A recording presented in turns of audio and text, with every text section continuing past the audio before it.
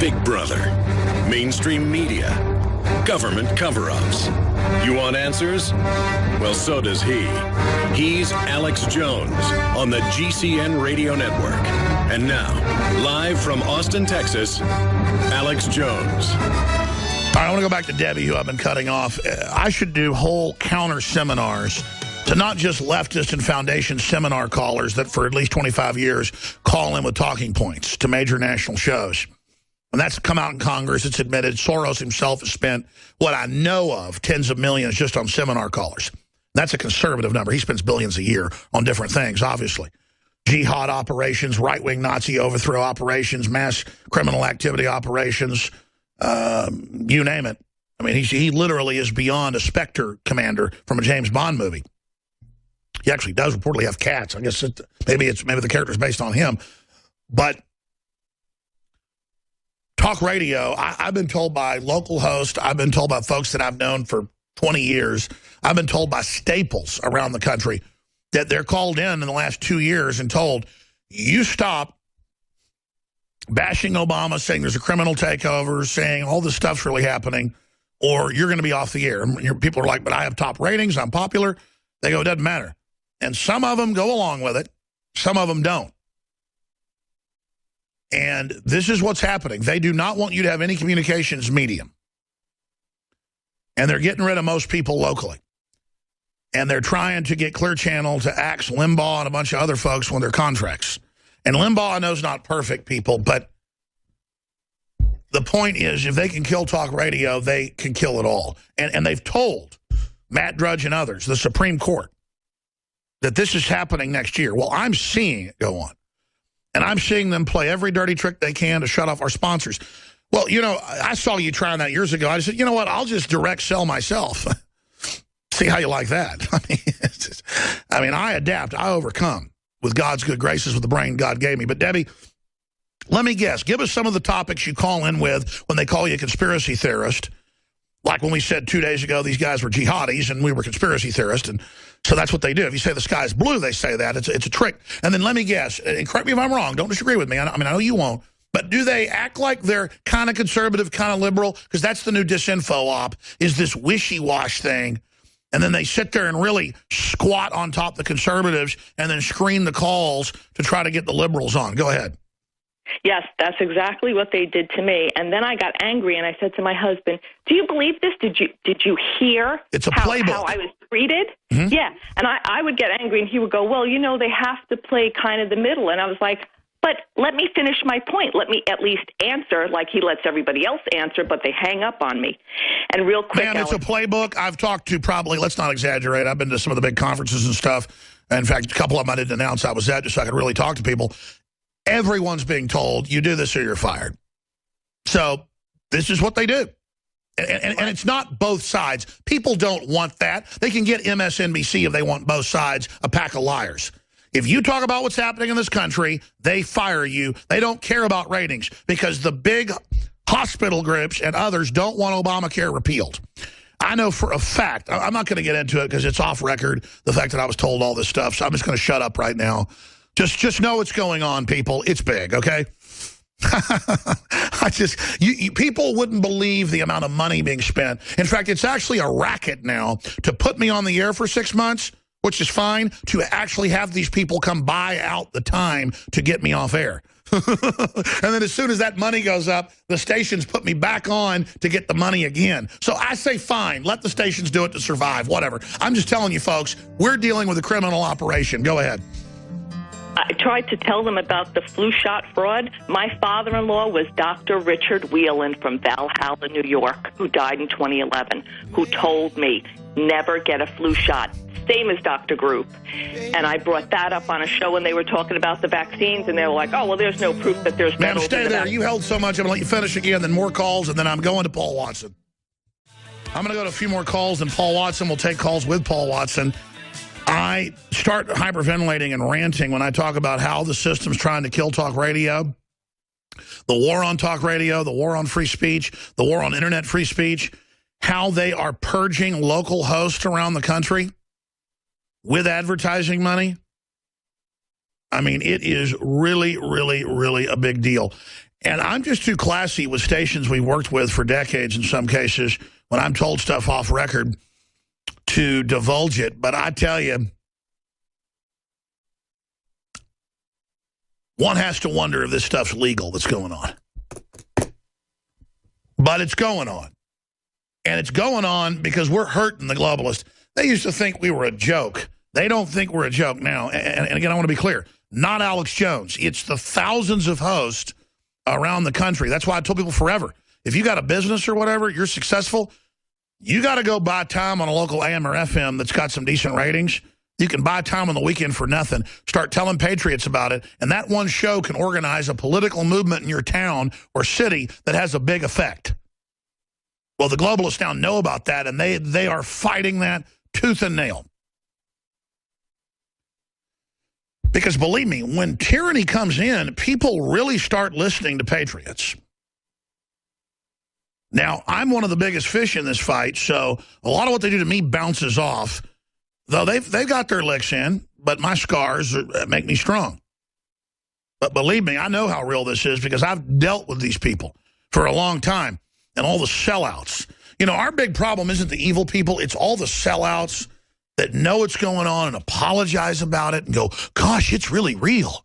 Police chiefs and so many others that aren't even bad people. They'll tell you, yeah, I know you're telling the truth now, and boy, you ought to know about this, but I just got to go along with it, though, Alex, because, you know, not all of us are going to fight it like you. I mean, how do you fight it anyways? I mean, it's so big. It's like going in with your X-Wings against the Death Star and saying, look at the size of that thing. Folks, we're going to lose it all if we don't go in against this. Don't you understand that? And the fact it's so big makes it easier to take it on. It's so illegitimate. It's so criminal. It's so over the top. And 98% of the evil is coming by good men and women being henpecked, bullied by political correctness to submit. And now the sun's setting. Now they want to start arresting people and shutting down free speech and really coming after us. They admit the armored vehicles aren't for Al-Qaeda or ISIS or the jihadis that just hit us again. They say it's for veterans, gun owners, Christians, libertarians, and that we're going to have a war with the feds. Well, what are they going to do that's so bad that we'll be forced into a war? You think about that. They know when they start general gun confiscation and when they false flag and blame it on patriots that people aren't going to go down to the police station and then people start disappearing. Oh, they're just being interrogated. They were just sent to the re-education center. They even call it a re-education center in the 2012 Army document that's at army.mil. I'm going to say that again very slowly. Army.mil has scores of white papers. Like we'll pull them up, put them on screen for TV viewers, admitting the preparation to round up the Tea Party and put you in camps. So how do they respond? They come out with Jade Helm about mastering the human domain, about dominating, about taking over.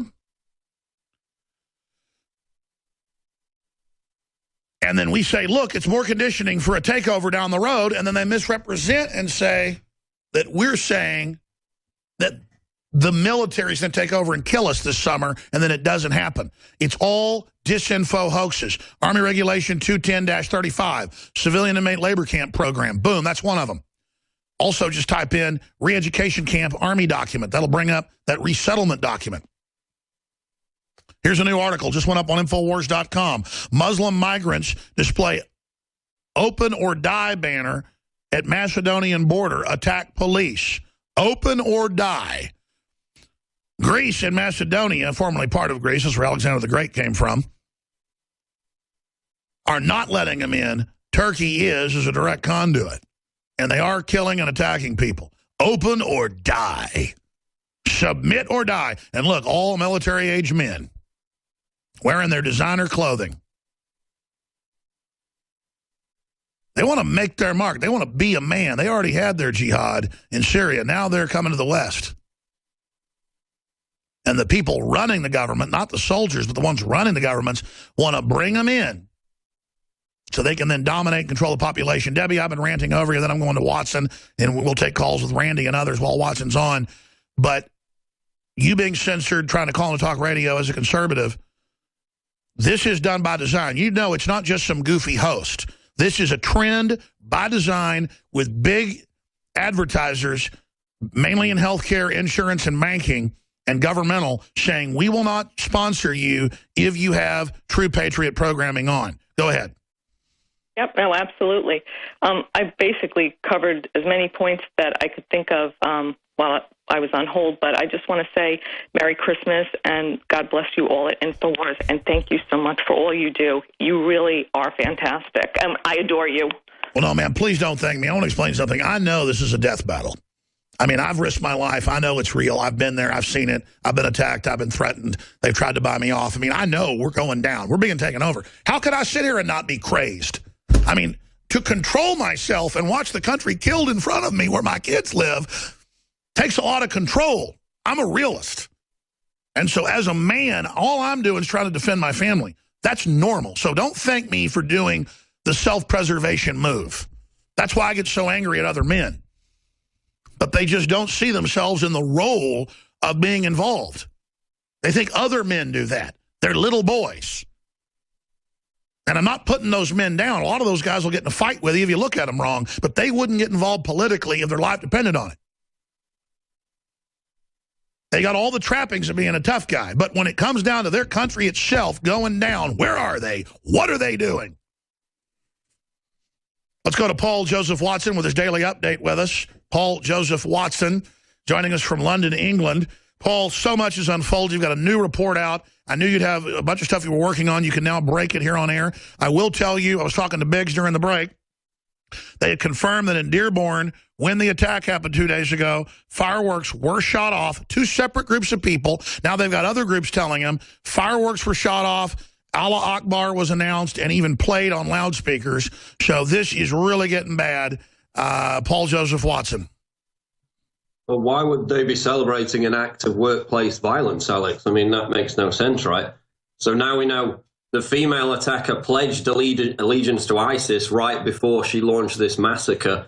A pro-ISIS media group is saying that followers of ISIS carried out the attack. We know they watched ISIS propaganda videos, but the media, a lot of it is still saying that this could just be workplace violence. And now, I don't know if you've covered this, but in the past hour or so, MSNBC basically just burst into the apartment belonging to these jihadists, contaminating evidence, looking at shredded files, you know, putting fingerprints on the walls. By the way, I agree with you. I haven't covered this properly, but you're absolutely right. When I watched them rummaging through, grabbing stuff, clearly they are a government arm, a Southern Poverty Law Center arm. They were getting in there to get stuff they're afraid the public's going to get to. I can't believe the police would let them in a crime scene. Something's going on here. Well, at first they said, oh, we got the landlord's permission, but now he's saying they rushed into the apartment without his permission. You know, they're picking up driver's license. How is this not still a crime scene? If you've got accomplices, we know they had neighbors who reported multiple Middle East men in that area.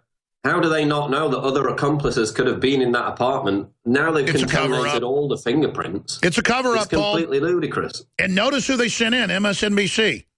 I'm telling you, folks, MSNBC sits in big conference rooms in basically military command. Their trendy outfits are uniforms to fool the public.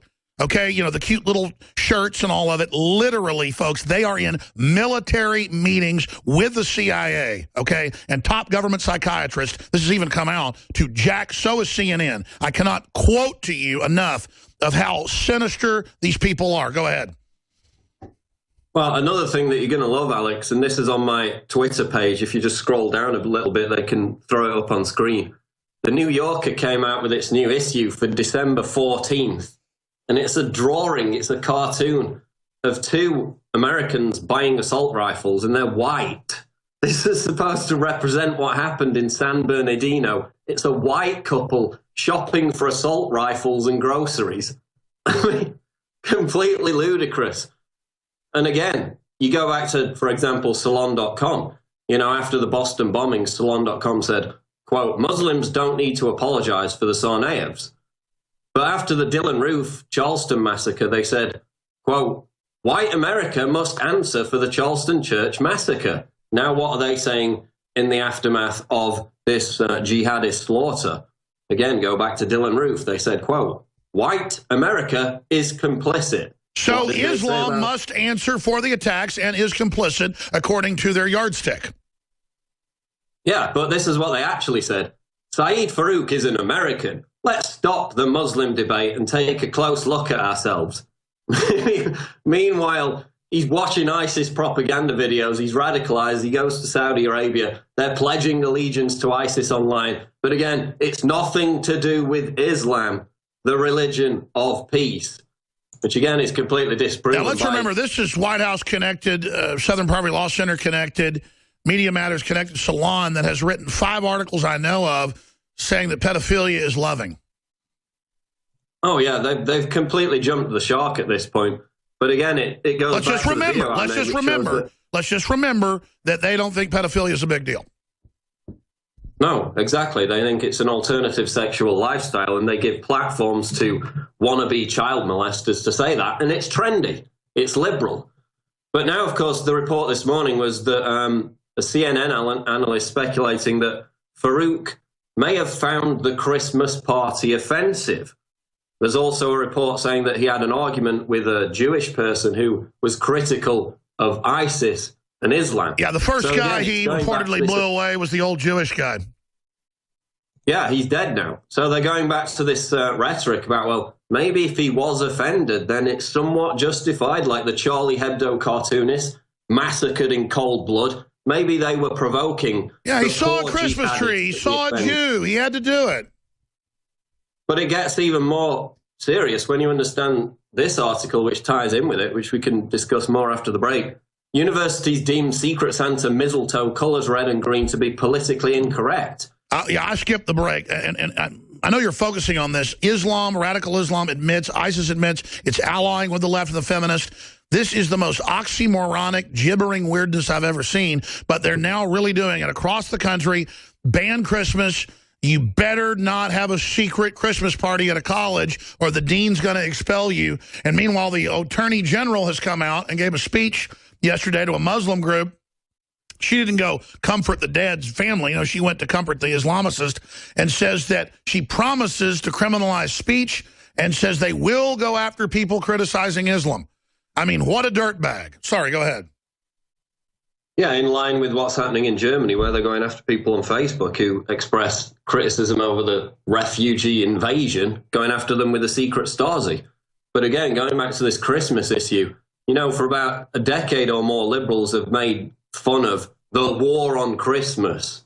And I agreed with them to some extent. I thought it was overblown until now reading this, which is universities and colleges across the country are publishing these advisories to staff and students, telling them that they shouldn't have Secret Santa, they shouldn't have mistletoe, they shouldn't include the colors red and green in their decorations at these holiday parties because it might offend someone. Now they're even going after the neo-pagan stuff that is nothing but a regurgitation of ancient Germanic wintertime cults to bring an evergreen in to the hut during the freezing cold because it smelled good and medically believed it was healthy, and they would also decorate it. That's not even Christian. They even want that banned.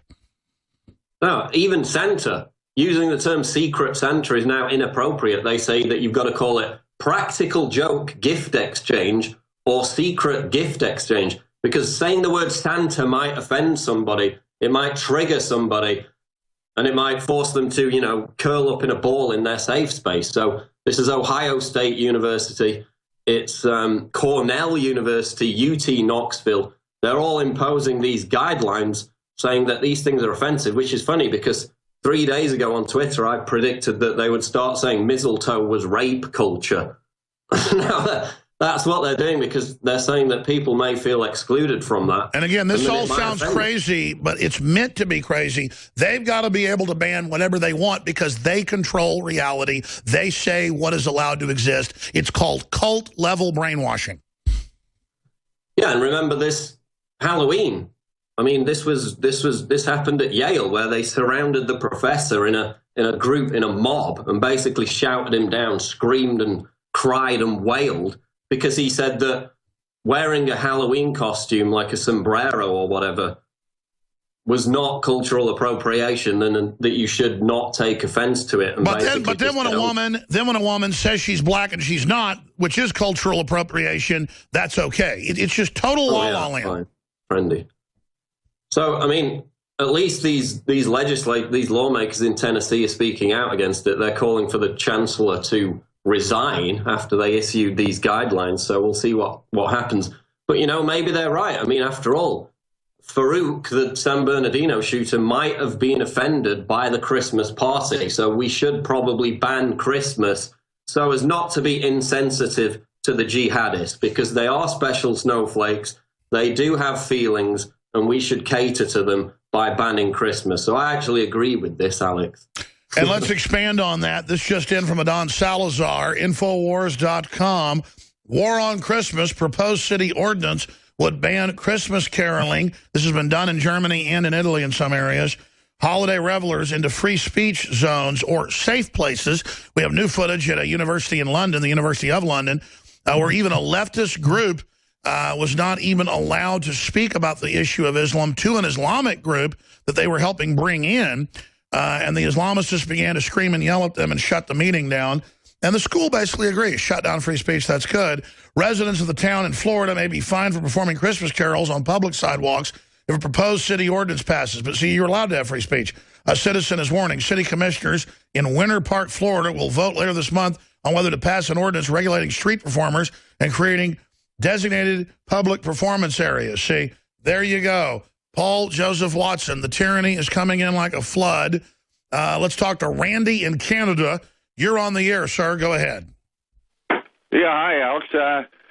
Our Lord said, I didn't come back to make peace, but to divide. So the division is happening through the New World Order, through the anarchy, through the death, through the chaos. He's dividing us right now. Through that, through you. You see? Without you, they're putting that message out. The people wouldn't get it. Wasn't it for you, they wouldn't get the difference, to weigh it, to see the difference between right and wrong. No, I get it. The fire has to separate the impure metal from the gold and the wheat from the chaff. I mean, I understand that. But the globalists create artificial divisions so that, oh, you're not for Caitlyn Jenner, then you're hateful, when they're stealing all of our basic rights. So they create fake divisions. But you're right. There should be divisions between us and NAMBLA. It's another thing to say this. People think I'm crazy to say it, but Satan has been doing God's work since the Garden of Eden.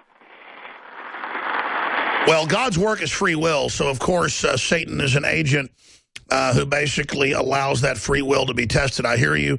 It's an interesting point. Thank you for the call. I'm going to move quick. Robert in Alabama, you're on the air with Paul Joseph Watson and Alex Jones. Go ahead. Hey, how y'all doing today? Good, brother. Yeah, I just want to speak on something the caller before this just said, is I've been blocked on Facebook multiple times.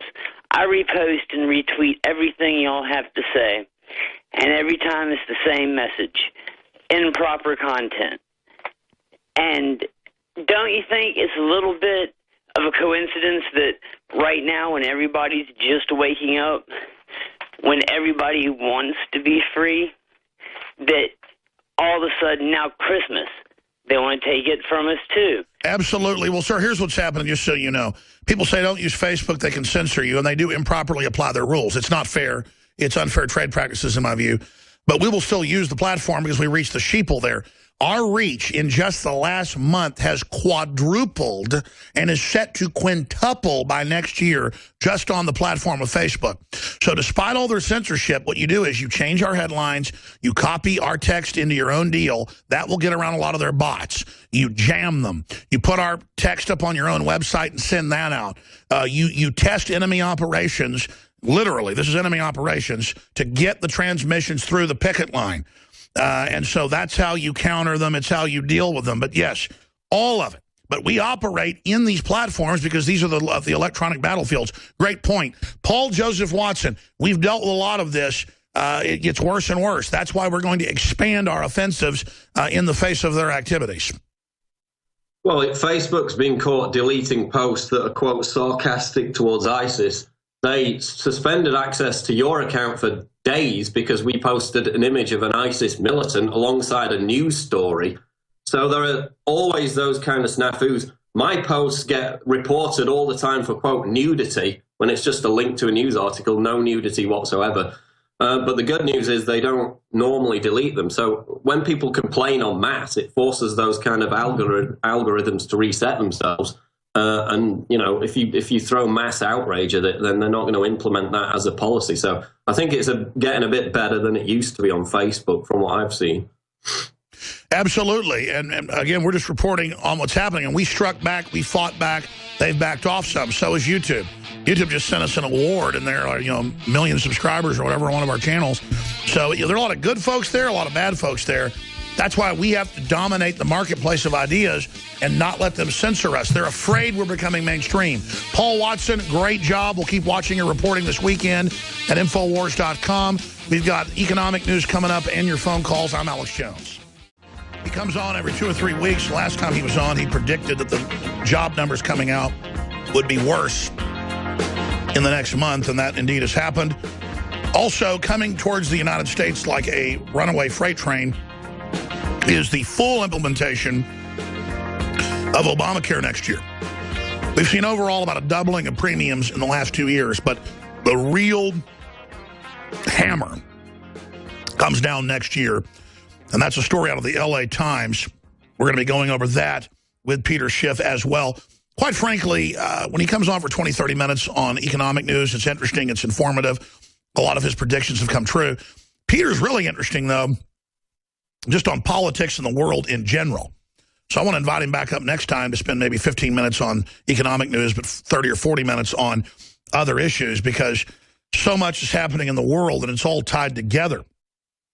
But it's so immoral to demand we take millions in the West of Islamic radical refugees from war-torn areas where people can't get along with each other, give them everything free, and then have them go around murder and shoot and blow people up, attack Christmas parties, hunt down and find out who's Jewish in the office and shoot them. That's now coming out.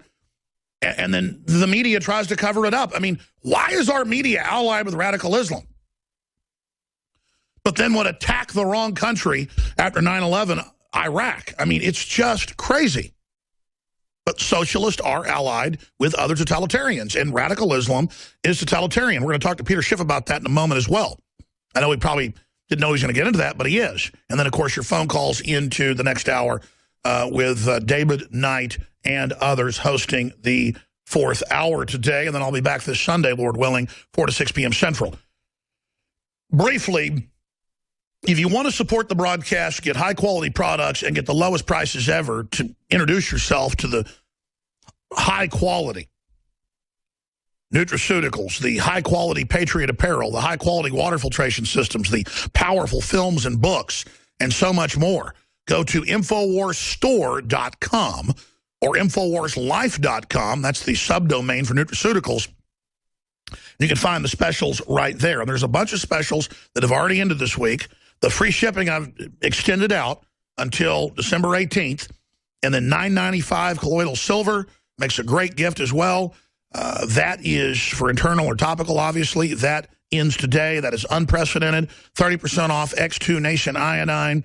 Ends at midnight. 20% off the super high quality InfoWars Select Storable Food from My Patriot. 20% off the already lowest prices and free shipping.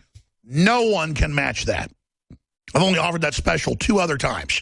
That ends. InfoWarsStore.com or 888-253-3139. And your purchases, your free will, you're buying quality products from us, is why I can have Joe Biggs going to California to cover the shooting. Why I can have him up in upstate New York at the Islamic training centers and have drone footage of their training camps. It's how we can have reporters at Bilderberg and reporters in Paris for the attacks and all of it, because we are a real news journalist organization. The founder of the Weather Channel was on yesterday saying he's a viewer and that we're going to end up taking over the media. Well, it's not just us. It's other patriots. We're libertarians. We just want freedom. And to see MSNBC demonize us for saying 2 days ago that the attack in San Bernardino was an Islamic terror attack, and now it's admitted, headline, San Bernardino shooting, attacker pledged allegiance to ISIS, officials say, had bomb vest, tactical gear, throwing pipe bombs at police, and they say it's not terror. and then blame American gun owners. That's why mainstream media is dying. 2 days later, now the FBI is investigating as an act of terror. Imagine France investigating it for 2 days as an act of terror. So Peter Schiff of Europac.com, billions under management, for folks that don't know who you are. Obviously, we usually get you on about financial stuff. We'll spend some time on that in the brief time we have, but I've set the table here about the state of the world, the open borders, this idea we've got to pay for all these people who mainly invaded Syria to take it over and failed. What is Obama, Hollande, Merkel thinking? They're going to start attacking us. They are attacking us. What do they think they're going to do? I mean, they're going to get held responsible, or maybe they're not. Look, I have no idea what they think about these things, and I don't know how much they actually care about it. I think, Obama's just trying to finish out his term without any major disasters happening. That's probably the most important thing for him. And then if something happens after he's gone, well, it's somebody else's fault. But the real problems that I'm paying attention to are what's happening in the economy, because those are man-made disasters. Those are disasters that we're really bringing about on our own, and we have a lot of control there. And I'm more concerned about the damage being done to our economy from within than what I'm concerned about the threats from without. And that's unfortunate, because the federal government is there to protect us from our international enemies, but instead we need protection from our domestic enemy, which is the federal government. Well, I agree, but the very same thinking that's bankrupting our future, Peter, your audio just cut out for a moment, that very same thinking is the thinking that brings in people from radical jihad areas and won't even screen their passports. I mean, this is insanity. Yeah, well, the problem is the government spends so much resource and so much time doing all the things that they shouldn't do, that there's not much left over to actually do the things they're supposed to do. The government is there to preserve and protect our liberties. And unfortunately, our liberties are at threat from the government, right? They talk about having the fox guard your hen house. That's what's going on right now when the government is there to protect us. So what is the big economic news? There's a lot of it. Yeah, look, a lot of stuff is happening. Today we got the non-farm payroll number, which, that's all anyone talks about. They don't talk about the trade deficit that came out today, too, which was much worse than expected. In fact, our exports were at the lowest they've been in 3 years. And in fact, our trade deficit with Mexico just hit a 3-year high. They revised up last month's trade deficit and made it worse than they originally reported. So all of this is going to weigh on GDP. In fact, earlier in the week, we got the ISM manufacturing number. It came out way below estimates, 48.6, the biggest drop in more than 6 years. The last time the ISM was this low was during the 2008-2009 Great Recession. The only time it almost got this low was back in 2012, just before the Fed launched QE3. So manufacturing is already in a recession. We got the ISM non-manufacturing numbers yesterday, which came out way below expectations as well. Not in contraction mode yet, but give it time. I think this is coming. So manufacturing is in recession. The overall economy will likely join the manufacturing sector next year. In fact, in the jobs numbers that came out today, we lost manufacturing jobs again. All we did is create a bunch of service sector jobs, low-paying jobs. In fact, the vast majority of these jobs are probably part-time jobs. We had a big spike this month in involuntary part-time employment, people accepting reluctantly part-time jobs, even though they want full-time jobs. Yet everyone is still convinced the Fed is about to raise interest rates in, a week and a half. And, they just might do it now because Janet Yellen has basically assured everybody that it doesn't matter if they raise rates now. What matters is what do they do afterwards. And she's basically trying to take the sting out of it by making this the most dovish rate hike ever by saying, look, even if we raise rates, we're not going to raise them very much in the future, and it's going to be a long time before we raise them again. So don't worry, we're going to go very slowly. In fact, I think they're going to go so slow that it's going to be one and done. I think when they raise rates, the next thing they're going to do is cut them back down to zero, because we'll probably be in a recession next year or close enough to it that the Fed tries to delay the onset of that recession by stimulating again, by going back down to zero, doing QE4. And of course, when the Fed does that, they're going to look like complete fools. Well, they talked about it. The jobs report was good, raising it a little bit, but now Yellen's playing that down. Well, she's been doing that for months now. ever since the stock market was tanking in September when they were afraid of the rate hike, Janet Yellen's been doing everything she can to backtrack. But the only reason she might raise rates, despite the fact that the data that she claims to be depending on is awful, is because she feels that her credibility will be lost if she doesn't. She only wants to raise rates to prove that we can do it. It's to try to send some kind of message of confidence that the Fed is confident enough in the economy to raise rates, even though they're not confident at all. Because if they were confident, they would have raised rates years ago, and they wouldn't be promising to move so slowly. Meanwhile, the data is bad, and they don't want to acknowledge that. If the Fed was data dependent, they wouldn't be raising rates based on their own criteria, but they don't want to acknowledge what should be obvious. But now even Citigroup now is coming out and saying that they put the odds of a recession next year at 65%. What does the move to bring the Chinese currency into the world basket of currency signify? Well, I think for Americans, it signifies the end of an era. I think it's the beginning of a larger move that will elevate the value of the yuan relative to the dollar.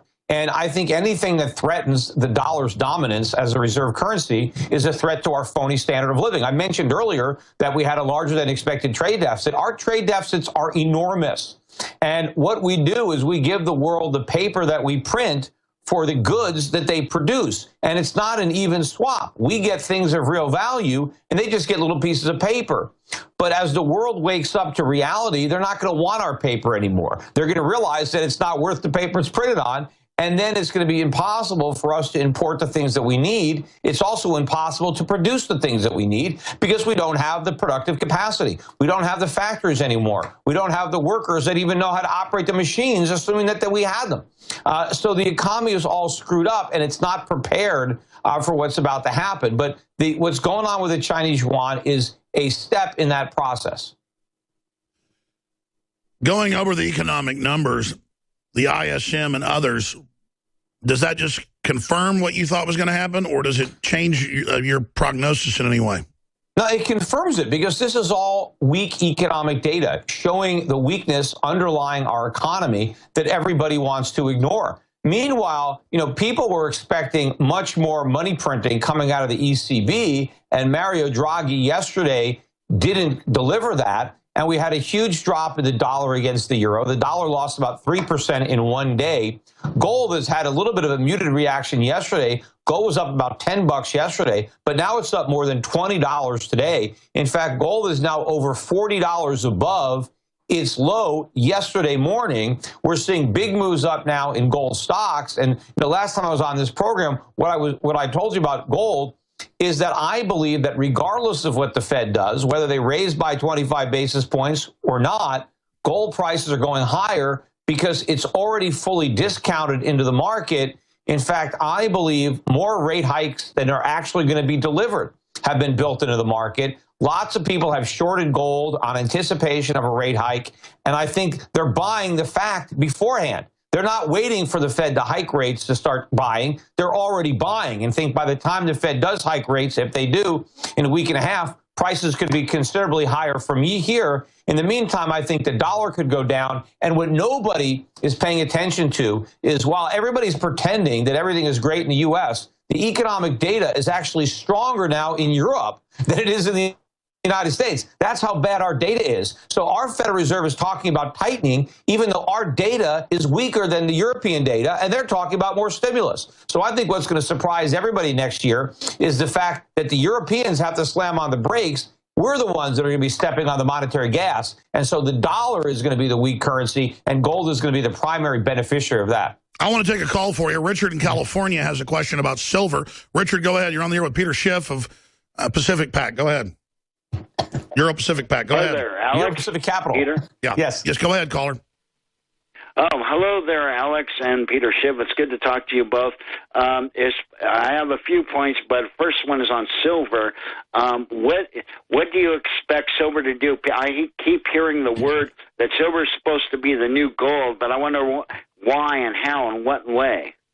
Well, I don't know if it's the new gold, but it just needs to be the old silver. I mean, silver is still valuable. It doesn't have to replace gold. It's simply, gold's less expensive cousin. It has monetary properties. It's been used as money. And the two precious metals kind of move in the same direction. Maybe silver just has more volatility. So when the metals are going down, silver goes down more. And when they're going up, it goes up more. But I expect substantial appreciation in both gold and silver. But when it comes to the difference between the two, or the ratio between gold and silver, I think there's actually more upside potential in gold, in silver rather, relative to gold, given the ratio now is very extreme in gold's favor against silver. So I would look in this bull market, when this new bull market resumes, and if gold's 2,000, 3,000, 5,000, wherever it ends up, maybe higher than that, I think the appreciation in silver on a percentage basis will be even higher. Let me ask this. Which metal do you think is more undervalued? I don't know. I mean, I think historically you would say silver if you just look at the ratio. That's what I'd say. You know, there could be other things that are at play that influence that. But historically, the ratio is pretty solid. And what has less of a supply, though? What has less of a in-the-ground supply we know about? Isn't it gold? Well, gold is going to be scarcer than silver. I mean, that's one of the reasons it's so much more valuable. Sure, but I mean, per capita, though, there's less gold, they think, in new discoverable reserves in the metric from the articles I've read than there is silver still in what they're discovering. Gold's becoming even more scarce, or is that wrong? I'm not certain of those numbers. I know that gold in general is scarcer than silver, and it has properties that silver doesn't have. It's a more valuable metal based on its properties. And I think that when the world goes back to a gold standard, I don't think it's going to go back to a bimetallic standard, officially. Like we did in the United States, we had gold and silver. But I think when we remonetize gold, I don't know that the same thing is going to happen to silver, but silver is still going to be used, I believe, by the people as money, and there's going to be a lot more demand for it. Well, I know this. There's so much paper out there. It's been going on forever, all these credit default swaps. This has got to come down sometime.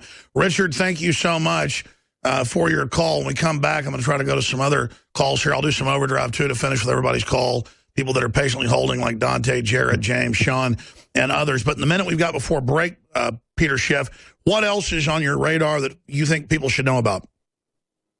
Well, I think the most important thing is this change in dynamic. And, everybody was looking for the Fed to begin raising interest rates as, the beginning of a tightening cycle. And I think if it's more of a one and done, if it's, hey, we're just raising rates now to prove that we can do it, but don't worry, we're not going to be raising them a lot anytime soon, I think that really changes the dynamic.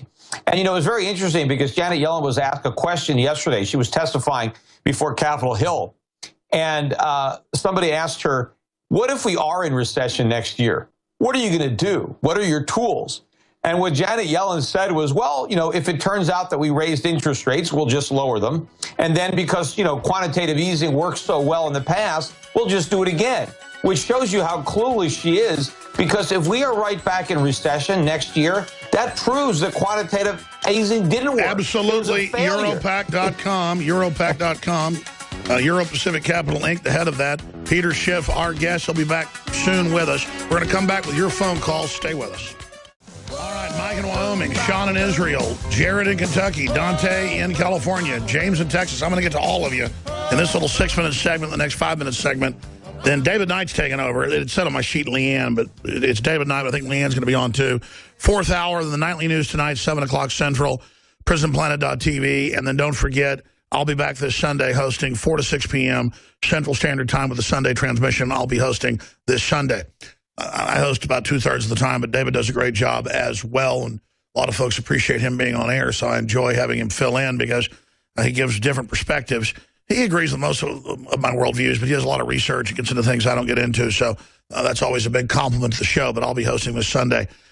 Briefly, free shipping through the 18th, a bunch of specials on colloidal silver, more than half price, and a bunch of other products like Nascent Iodine X2, 30% off. Now is the time to take advantage of these specials and try these products if you haven't, or stock up or give gifts.